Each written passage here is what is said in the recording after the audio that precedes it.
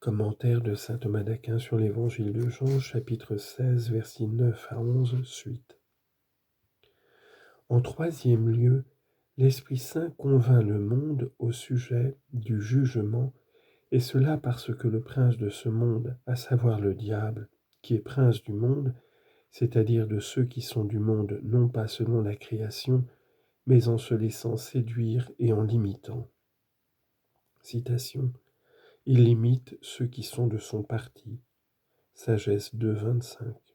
Et encore, c'est lui qui est le roi de tous les fils de l'orgueil. Job 41, verset 25. Parce que ce prince, disions-nous, a déjà été jugé, c'est-à-dire expulsé dehors. C'est maintenant le jugement du monde, c'est-à-dire en faveur du monde. C'est maintenant que le prince de ce monde sera jeté dehors. Jean 12, verset 31. Et il parle ainsi pour éliminer l'excuse de ceux qui se disculpent de leurs péchés en raison de la tentation du diable, comme s'il disait « On ne peut pas les excuser parce que le diable a été chassé du cœur des croyants par la grâce, par la foi au Christ et par l'Esprit Saint, si bien qu'il ne tente plus de l'intérieur comme avant, mais seulement de l'extérieur par les tentations que Dieu lui permet d'exercer, et c'est pourquoi ceux qui veulent adhérer au Christ peuvent lui résister. C'est ainsi que de faibles femmes ont vaincu le diable, alors que des hommes très forts se sont laissés dominer par lui. Le monde est donc convaincu au sujet de ce jugement parce qu'il est vaincu par le diable lorsqu'il ne veut pas résister et qu'en consentant au péché, il fait revenir celui qui avait été expulsé loin de lui. Citation, que le péché ne règne pas dans votre corps mortel. Romains 6, verset 12. Selon une autre interprétation, Augustin dans le même ouvrage dit que a déjà été jugé s'entend du jugement de condamnation.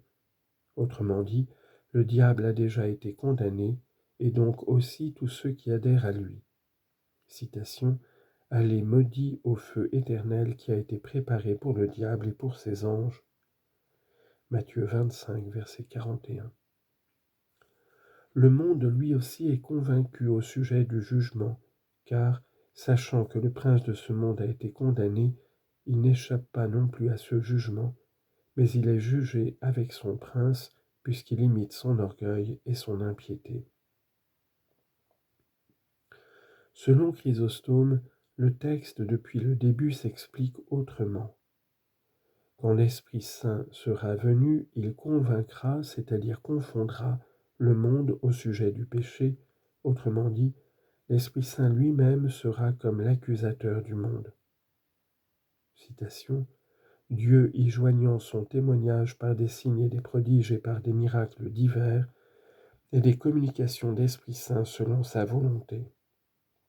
Hébreux 2, verset 4. Et au sujet de ce péché, il montrera qu'ils ont péché gravement du fait qu'ils n'ont pas cru en moi.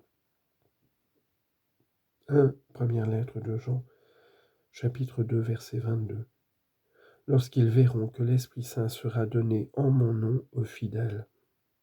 Citation, nous en sommes témoins, nous et l'Esprit Saint que Dieu a donné à tous ceux qui lui obéissent.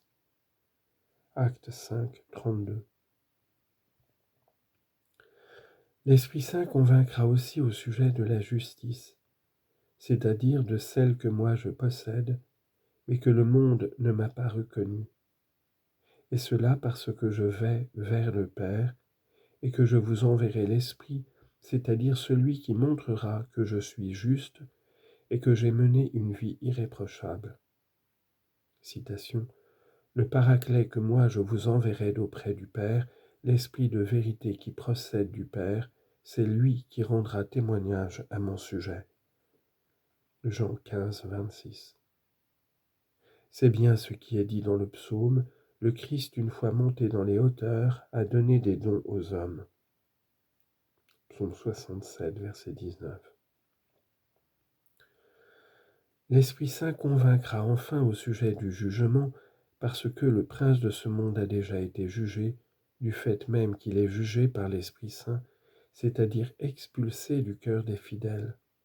Citation, « Les prophètes et l'esprit d'impureté, je les expulserai du pays. » Zacharie 13, 2. Et encore, nous n'avons pas reçu l'esprit de ce monde, mais l'esprit qui vient de Dieu. 1 Corinthiens 2, verset 12 et première lettre de Jean, chapitre 4, versets 1 à 2. Et au sujet de ce jugement, il convaincra le monde parce qu'ils ont jugé à tort que le Christ avait un démon et qu'il chassait les démons par Béelzéboul. De cela, ils seront convaincus parce que l'Esprit Saint que moi j'enverrai condamnera le démon lui-même et le jettera dehors. Versets 12 à 14. J'ai encore beaucoup de choses à vous dire, mais vous ne pouvez pas les porter maintenant. Mais quand il viendra, lui, l'Esprit de vérité, il vous enseignera la vérité tout entière, car il ne parlera pas de lui-même. Mais tout ce qu'il entendra, il le dira, et ce qui va venir, il vous l'annoncera. Par ces mots, le Seigneur expose l'utilité de l'avènement de l'Esprit Saint pour les disciples, à savoir leur instruction. En premier lieu, il met en avant la nécessité de leur instruction, puis il promet cette instruction. Enfin, il écarte un doute. Il dit donc, l'avènement de l'Esprit Saint sera utile au monde puisqu'il le convaincra. Mais à vous aussi, il sera utile pour votre instruction. Et vous avez besoin de cette instruction parce que j'ai encore beaucoup de choses à vous dire, mais vous ne pouvez pas les porter maintenant. Autrement dit, moi je vous ai instruit, mais vous n'êtes pas encore comblés. Citation. Voici ce qui a été dit d'une partie de ces paroles. Et si c'est avec peine que nous avons entendu une petite goutte de ces paroles, qui pourra contempler l'éclat du tonnerre de sa grandeur? Job 26, verset 14. Mais qu'est-ce beaucoup qu'ils ne peuvent pas porter? Il est stupide de s'en enquérir, comme le dit Augustin, car si eux-mêmes ne pouvaient pas le porter, nous le pouvons encore bien moins. Mais divers hérétiques se servent de cette affirmation, vous ne pouvez pas les porter maintenant, pour voiler leur erreur en disant dans l'ombre à leurs partisans des choses tout à fait honteuses qu'ils n'oseraient pas dire au grand jour. Comme si c'était là ce que les disciples ne pouvaient pas alors porter et que l'Esprit Saint avait enseigné, ce que l'esprit de l'homme a honte d'enseigner et de prêcher ouvertement. Il ne faut donc pas comprendre ici que l'on taise aux plus petits des croyants certains secrets de doctrine qu'on devrait dire en privé aux plus grands. C'est à tous les croyants qu'on expose ce qui relève de la foi. Citation. Ce que vous entendez à l'oreille, proclamez-le sur les toits. Matthieu chapitre 10, verset 27. Toutefois, il y a une manière d'exposer aux gens incultes et une autre aux gens cultivés. Ainsi, ce qu'il y a de subtilité dans le mystère de l'incarnation ou d'autres mystères ne doit pas être exposé aux gens incultes, car ne pouvant pas comprendre, ils seraient scandalisés. Le Seigneur exposa donc aux disciples tout ce qui relevait de la foi, mais pas de la manière dont il le révéla ensuite, surtout dans la vie éternelle. Ainsi donc, les choses qu'il ne pouvait pas porter sont remplies de la connaissance des réalités divines qu'il n'avait pas alors. Par exemple, l'égalité du Fils avec le Père et autre chose de cette sorte. Aussi Paul dit-il, il entendit des paroles secrètes qu'il n'est pas permis à l'homme de dire. 2 Corinthiens 12, verset 4. Ces paroles ne se rapportaient pas à une vérité autre que celle de la foi, mais elles s'y rapportaient d'une manière plus profonde. Ce qu'il ne pouvait pas encore porter, c'est aussi l'intelligence spirituelle de toutes les Écritures, qu'ils n'avaient pas à ce moment-là, mais qu'ils eurent quand le Christ leur ouvrit l'intelligence, quand le Christ leur ouvrit l'esprit à l'intelligence des Écritures. Luc chapitre 24, verset 45. Et c'étaient encore les souffrances et les dangers qu'ils allaient endurer, ce dont ils n'étaient alors pas capables, parce que leur esprit était faible. Citation. Courbe ton épaule et porte-la, la sagesse, comme ton joug. Siracide, chapitre 6, verset 26. L'instruction leur était donc nécessaire.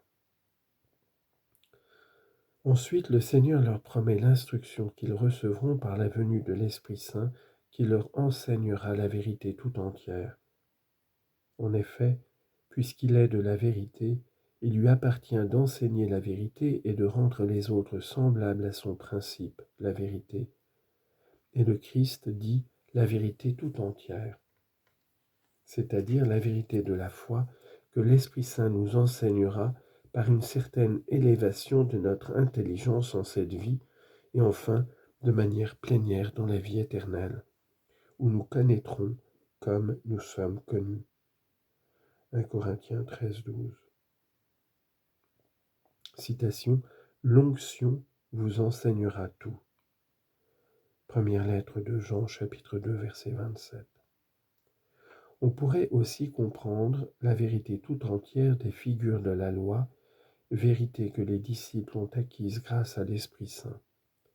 C'est ainsi que Daniel dit que le Seigneur a donné sagesse et intelligence aux 4 jeunes gens. Daniel chapitre 1, verset 17. Car il ne parlera pas de lui-même, mais tout ce qu'il entendra, il le dira, et ce qui va venir, il vous l'annoncera. Ici, le Seigneur écarte un doute qui pouvait exister. Si l'Esprit Saint doit instruire les disciples, il semble qu'il soit plus grand que le Christ.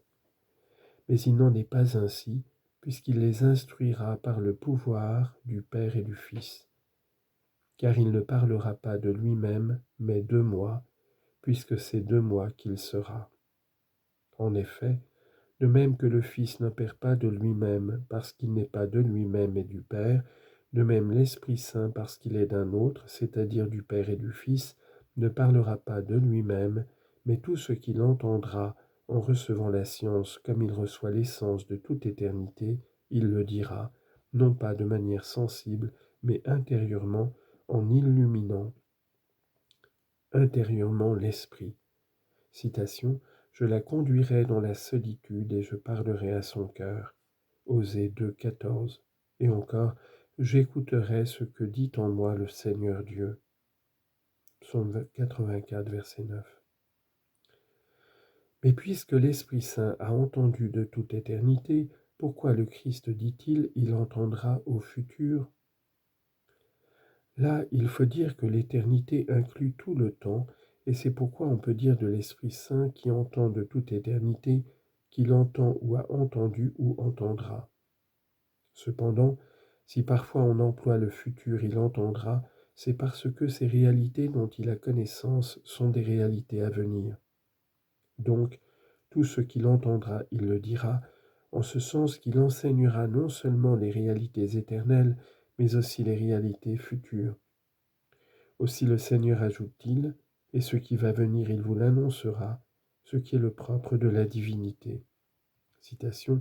Les signes et les prodiges, la sagesse les sait avant qu'ils ne se réalisent. Sagesse, chapitre 8, verset 8. Citation. Annoncez-nous ce qui viendra plus tard et nous saurons que vous êtes des dieux. Isaïe 41, verset 23. Et cela est propre à l'Esprit Saint. Citation. Je répandrai de mon esprit sur toute chair et vos fils et vos filles prophétiseront. Joël 2, 28. Or les apôtres eurent l'esprit de prophétie. Ou bien l'esprit enseignera la vérité tout entière, c'est-à-dire celle des préfigurations. Mais afin qu'ils ne doutent pas de la manière dont ils vont connaître les tribulations futures qu'il leur a annoncées, il ajoute, et ce qui va venir, sous-entendu sur vous, il vous l'annoncera.